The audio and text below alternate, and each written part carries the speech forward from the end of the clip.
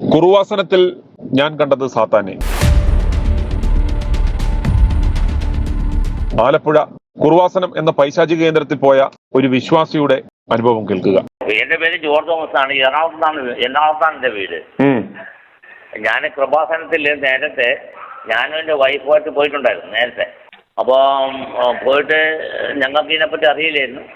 അപ്പം നമ്മുടെ വിശ്വാസം ക്രിസ്ത്യാനായതിന്റെ പേരിൽ പല അത്ഭുതങ്ങളും സംഭവിക്കുന്നുണ്ടല്ലോ മറ്റു മനുഷ്യരുടെ ഉദ്ദേശത്തിൽ ആ കൂട്ടത്തിൽ ഞാനും എൻ്റെ വൈഫും കൂടി പോയി. പക്ഷെ അവിടെ ചെന്നപ്പോൾ അവരുടെ പെരുമാറ്റ രീതി വളരെ മോശമായിരുന്നു. എന്താ കാരണം വെച്ചാൽ അവിടെ ഇരിക്കുന്നതെല്ലാം ഈ പുലിയാണോ ചീറ്റപ്പുലിയാണോ സിംഹത്തിൻ്റെ കുഞ്ഞുങ്ങളാണെന്നോ കാര്യം നമുക്കറിയില്ല. ആ രീതിയിലുള്ള പ്രവർത്തന രീതിയാണ്. അതുമാത്രമല്ല പത്രം മേടിച്ച് ഉടമ്പടി എടുത്താൽ മാത്രമേ അച്ഛനെ കാണാൻ പറ്റൂ, അല്ലാതെ അച്ഛനെ കണ്ട് സംസാരിക്കാൻ പറ്റില്ല. മറ്റാന്നൊക്കെ പറഞ്ഞുകൊണ്ട് അപ്പം നമുക്കറിയില്ലല്ലോ. അപ്പം അങ്ങനെ ഒരു 3 മാസം കണ്ടിട്ട് ഞങ്ങൾ അവിടെ പോയി. അപ്പോൾ അന്നത്തെ കണ്ടീഷൻ വെച്ചാൽ എന്തെങ്കിലും അച്ഛൻ തലയ്ക്ക് പിടിച്ചു കഴിഞ്ഞാൽ ഭയങ്കര മാതാവ് പ്രത്യക്ഷപ്പെട്ട അച്ഛനാണ്. തലയ്ക്ക് പിടിച്ചു കഴിഞ്ഞാൽ എല്ലാം എന്ത് രോഗങ്ങളുണ്ടെങ്കിൽ മാറും, കുടുംബത്തിൽ സമാധാനവും മാത്രമല്ല കുടുംബത്തിൽ ഐശ്വര്യം വന്ന് കയറുന്ന ഉദ്ദേശം വന്നു. അത് കഴിഞ്ഞ് അങ്ങനെ നിന്ന് എൻ്റെ വൈഫും ഞാനും കൂടി തന്നെ പറഞ്ഞു ഇത് തട്ടിപ്പാണ് എന്നുള്ള കണ്ടീഷൻ അവിടെ നിന്ന് സംസാരിച്ചു. അത് കഴിഞ്ഞ് ഈ കഴിഞ്ഞ 2 ആഴ്ചയ്ക്ക് മുമ്പ് ഞാനൊരു കൃപാസനം ജോസഫ് അച്ഛൻ്റെ യൂട്യൂബിലൊരു പരിപാടി കാണാൻ ഇടയായി.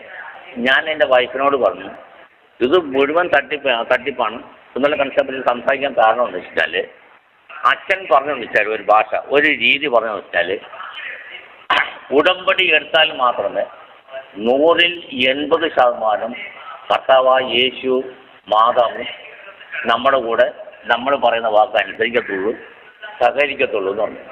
അപ്പം ഞാനൊരു സംശയം ചോദിക്കുന്നത് ഈ മാതാവ് എന്ന് പറയുന്ന അമ്മ ഭൂലോകത്തുള്ള എല്ലാ മക്കളുടെയും നാനാജാതി ജനങ്ങളുടെയും അതായത് ജാതി മത ഭേദമില്ലാതെ നോക്കുന്ന ഒരു അമ്മയെന്നാണ് ഞങ്ങളുടെ ധാരണ. പിതാവാ ദൈവവും ഞങ്ങൾ അങ്ങനെ തന്നെ കരുതുന്നതാണ്. അതായത് ലോകത്തിന്റെ ദൈവം എന്നറിയപ്പെടുന്ന ജാതി മത ഭേദം വച്ച് നോക്കിയിട്ടല്ലല്ലോ ദൈവത്തെ നമ്മൾ കണക്കൂട്ടുന്നത്.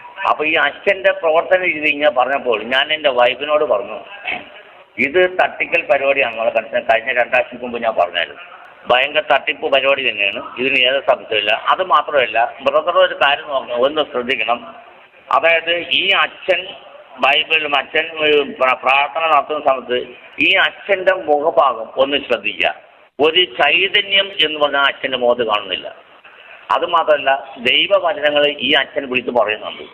അച്ഛൻ വിളിച്ച് പറഞ്ഞ ദൈവവചനങ്ങൾ ഒരുപാട് വ്യത്യാസങ്ങൾ അതിൽ സംഭവിക്കുന്നുണ്ട്. എന്നിട്ട് ബൈബിളിൽ നോക്കാതെ അച്ഛൻ വചനം പറയുന്നു ഒരു അവസാനം അതല്ല ഇങ്ങനെയാണെന്ന് പറഞ്ഞ് തിരിച്ച് പറയുന്നുണ്ട്.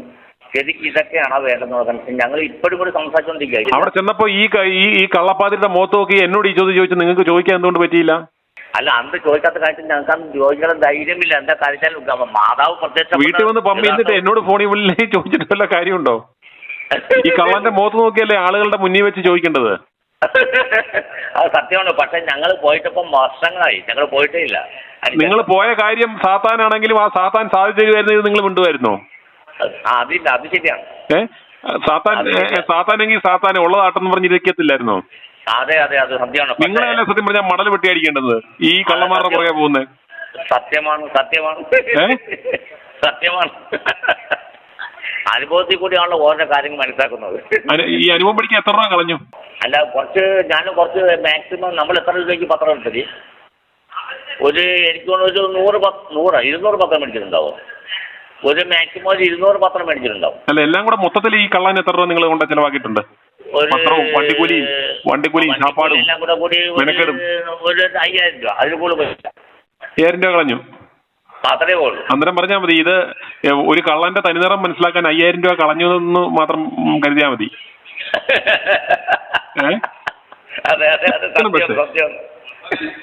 സത്യം. പേപ്പറൊക്കെ ചുമന്ന് നാട്ടുകാർ കൊണ്ട് കൊടുത്തോ? കൊടുത്തു. നമ്മുടെ എറണാകുളത്ത് നടുവിലെ കപ്പലോളിയിലൊക്കെ കൊണ്ടുപോയിട്ടുണ്ട്. നിങ്ങൾക്ക് കിട്ടിയ പണി പോലെ നാട്ടുകാരനോട് പണി കിട്ടട്ടെ എന്നോർത്തല്ലേ നിങ്ങൾ കൊണ്ട് പത്രം കൊണ്ട് കൊടുത്തത്? അതെ അതാണ് ഇപ്പോഴൊക്കെയല്ലേ കാര്യങ്ങൾ ആലോചിച്ചത്. പക്ഷെ അതിനുശേഷം കാര്യം മനസ്സിലായി. സാത്താന്റെ ആത്മാവുള്ള കാര്യം എനിക്കിപ്പോ ക്ലിയറായിട്ട് മനസ്സിലായി.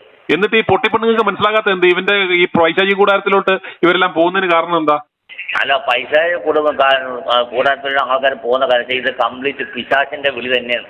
ഇയാൾ പിശാചാണല്ലോ, മനസ്സിലായില്ലേ? ഇയാൾ പിശാചാന്നുള്ള കാര്യം നമുക്ക് ഇയാളുടെ ഈ മോഹം കാണുമ്പോൾ തന്നെ അറിയാൻ പറ്റും. ഒരു ദൈവ ചൈതന്യമുള്ള ഒരു വ്യക്തിയാണെങ്കിൽ ഇത് വചനം പറയുമ്പോഴും പിന്നെ ദൈവം ഇവിടെ മാതാവിനെ ചില്ലറ കച്ചവടത്തിന് ഇരിക്കുക. ദൈവം അമ്മയെ വിറ്റാലും കഴിയുമോ? സംഗതി ശരിയാണ്. ഞാൻ അല്ല, അമ്മയെ വിൽക്കുന്ന ഇവനെ എന്തോ വിളിക്കണ്ടേ നിങ്ങൾ പറ?